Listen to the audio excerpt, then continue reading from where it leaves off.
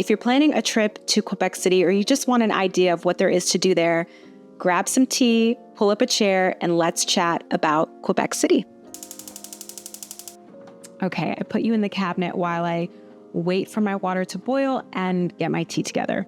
So I have to say that this was a very easy, low drama 3-day trip. If you live in the States like me and you're looking for something quick and easy, a way to get out of the country but still be close and not have to do too much, I highly recommend Quebec City because I had a great time.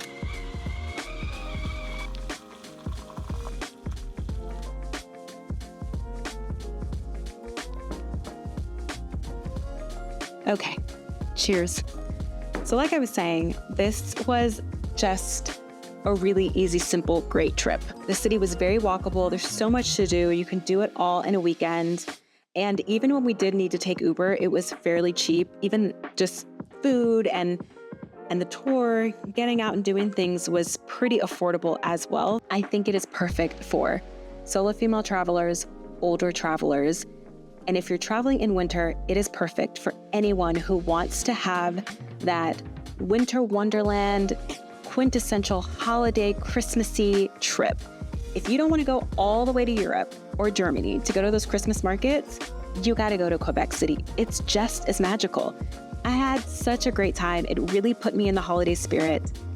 We actually, on our day trip, there was a woman on our day trip who was she was a solo female traveler. She was traveling solo, and she's actually from Atlanta. We don't even live that far apart. And she was on the same flight as me. So I also feel like that's a testament to how good I think Quebec City is for solo travelers, especially if you are in the US and you want something quick. Let me just be a little transparent right now. I feel as if my brain is not wired for French at all. It is pretty late in the day for me to film this, and my mental capacity is just not all the way there. If I'm fumbling, I'm just gonna put the word on the screen so that you can read it because I don't wanna butcher this language any more than I already have. I currently live in Atlanta, and how we decided to do it was, and by we, I mean my mom and I, we flew into Montreal and then we took the train from Montreal to Quebec City. So our plan originally for day one was to take the train into Quebec City and then have dinner in Quebec City, have an early night, and then hit the ground running on day two. But unfortunately, our train was having some major maintenance issues. So as soon as we left Montreal, we were stalled for a little while. Still on the train. Still 3 hours away from Quebec City. I don't have much information to give you for the moment. They had maintenance come onto the train, try to fix the train, and then eventually I think we ended up having to go back to Montreal and hop on a different train that would take us into Quebec City. There was a 5-hour delay, and I don't think that we got to our hotel until around 2:30 in the morning. But Mom and I still had positive attitudes about it, and we were still excited to explore. Like I always say, you gotta roll with the punches sometimes and just deal with what comes. So day two, in the morning, we slept in a little bit, but fortunately, we had reservations at La Bouche, which is a traditional Quebecois sugar shack. I just learned what a sugar shack is planning for this trip. So according to Google, it is a small cabin in a maple tree forest where the sap is collected and then boiled down to make into maple syrup. But now it's become a place for a gathering, for community, and for sharing meals around maple syrup, like the famous maple taffy that you can get in Quebec. So La Bouche seems to be a staple in the city, and it's one of the places that I heard so much about, and I was really excited to try it. Loved it. It was definitely one of my favorite meals that I had. I would highly recommend making a reservation because I hear that the lines can get really long and backed up. I had the breakfast sampler. Everything was so good. The crepes were my favorite part. I wanted an entire plate full of crepes, which you can order. Now, after that, we went to a store called Simon's, which I think is a large department store out of Quebec, and we went in there to shop around. I needed to find some better gloves or mittens of some kind because the gloves that I brought were really just not cutting it. It was cold. It was really cold in Quebec. If you saw my packing video, which I will link right here and in the cards, it was very, very cold, and I definitely needed new mittens or gloves. Luckily, I found some from a Canadian brand. They are very warm mittens, and I will continue to use these for any winter traveling moving forward. After that, we went to check out some of the German markets. They had lots of yummy snacks and foods, mulled wine, and of course, some homemade travel souvenirs and gifts that you could buy from different vendors. I think this was something I really enjoyed about this trip because I felt like I got to experience Christmas markets and be part of the Christmas spirit and the holiday spirit, which I really enjoyed. So the way that Quebec City is structured is that there's an upper town and then there's a lower town. So the upper town is on the cliff where the famous Chateau Frontenac is located. You know those beautiful landscape pictures that you see of Quebec City and you see the Chateau Frontenac just there and all of its beauty? That is the upper town. And then you have the lower town, which is going to give you those cobblestone streets, those beautiful picturesque storefronts, and both of those combined make up the UNESCO World Heritage Site, so the old Quebec historic area. We had spent a good majority of that first day exploring in the upper town. We then went down to the lower town to explore and walk around there. We got to see the beautiful tree that they put on display every year and check out a little bit of the lower town, which was really beautiful. Now, I think one of my favorite things about this trip was the location where we stayed.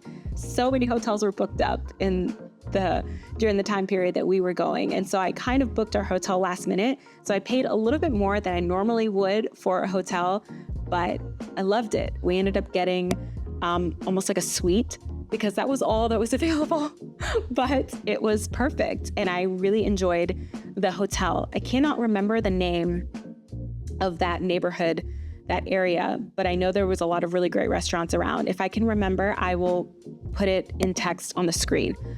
For dinner that night, we ended up going back to the area that we were staying at by the hotel. There was a restaurant called Nina's Pizza. We wanted to eat inside, but again, everything was booked up. But because the hotel was close by, we were able to get our pizza to go, and we ate it at the hotel. And it was delicious. And it was Neapolitan style pizza, which is my favorite style of pizza. So the next morning, after breakfast, we walked to a bakery that I had heard a lot of good things about. They have a lot of those funky croissants that you find at bakeries in New York City, like the Cruffin, but then they also have just regular croissants and bread and things like that. Now, I don't know if it was because of the location that we went to, but I have to be honest, I didn't like it. I didn't enjoy it. It didn't taste fresh to me. I felt that even the croissant that we had that morning at breakfast at the hotel was better than the croissant that I had at the bakery. I like a croissant to be crispy on the outside and soft in the middle. It just tastes like it was freshly baked. And it just kind of tastes like it had been sitting out, and I didn't enjoy it. I'm totally down to try it again. I don't know. Maybe it was just an off day. After this, though, we went on a day trip to explore outside of the city. The tour was wonderful. Mom and I both had a really great time on the tour. So they took us to a very small chocolate shop on Ile de Orleans, and then we stopped at Montmorency Falls. It was beautiful. It is a huge waterfall. It's actually bigger than Niagara Falls. I didn't know if it was going to be completely frozen or not because it was so cold, but thankfully it was not frozen. Some parts of it were, but for the most part, it was still running. Now, because of the season that we went, we could not go up to the waterfall, but we did get to stay down at the bottom and just look at it. We had a nice time nonetheless. I really enjoyed it. Our next stop on the tour was the Sainte Anne de Beaupré Basilica. There was something very special about this church. It was very peaceful inside. It was beautiful on the outside. And as you're walking up, there are these huge copper doors that all of us were admiring, which brings us to the last stop on the tour, which was the Albert Gilles boutique. There was no photography allowed. I'm trying to do it justice with my words, but it's a boutique shop art studio that is family run. It's all run by women, and it started with the father, and he was making copper art essentially, and he made things for Disney and other huge corporations throughout his career. And he taught his daughters, and now they have daughters, and they've also continued in the shop. And it was just so fascinating to see all of the work that these beautiful women are creating. I did buy this beautiful copper bookmark that I'm currently using in the book I'm reading right now. It was just beautiful.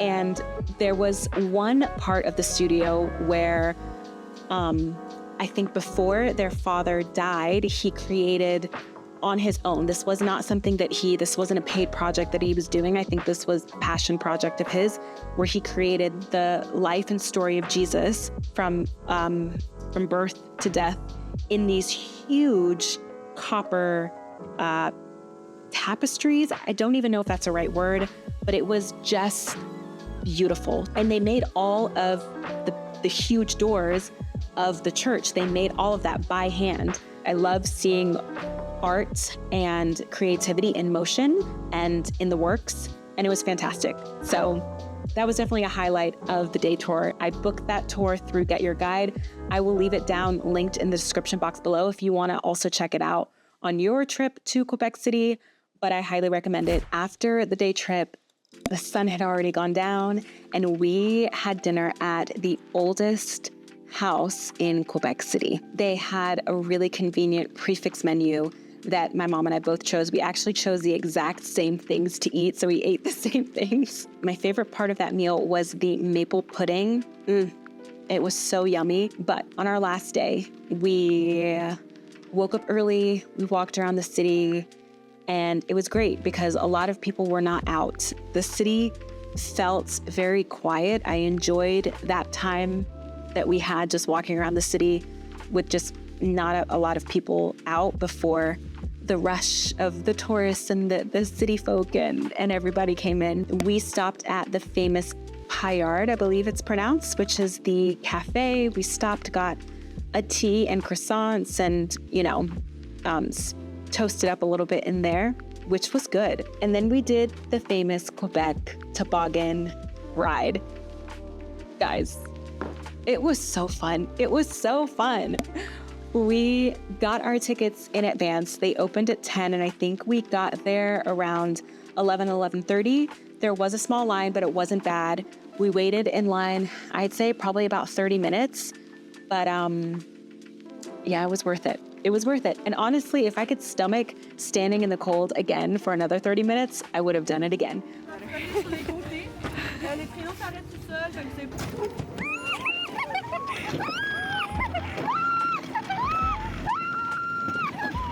Honestly, I wish I would have gone back and done it at night, because at night, you've got the lights and it's probably just a completely different experience.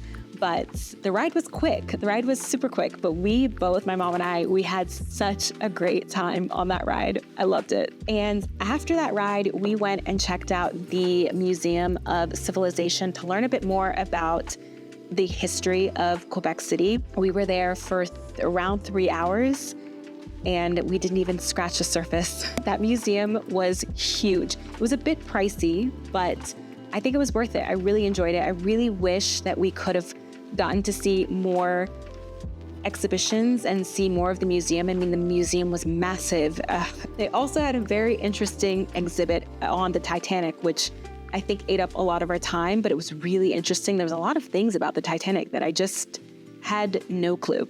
Honestly, if I could, I would go back to Quebec City just to go back to the Museum of Civilization, because I thought it was so good.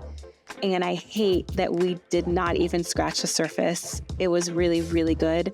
there was one exhibition that really stood out to me a lot. And I cannot, for the life of me, as I'm sitting here filming this, cannot remember the name of the exhibition. But if I can remember it, and I may have snapped a photo, I'll either put that photo on the screen now, I'll go back through my notes and see if I can find the name of it.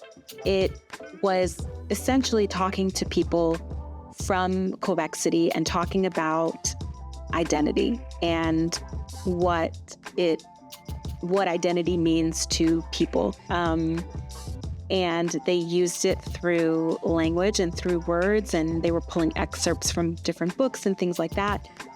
But you could read different quotes about people and how they identified themselves and how they felt and what identity meant to them, which is really interesting to me because this was a large part of the research that I did when I was getting my master's in Barcelona.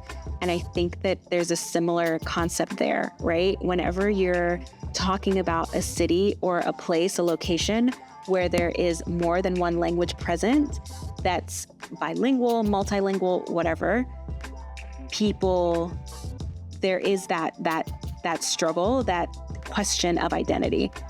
And there was a lot of questioning and investigating and reading about people and their struggle with identity. Do they feel Quebecois? Do they feel Canadian? Do they feel both?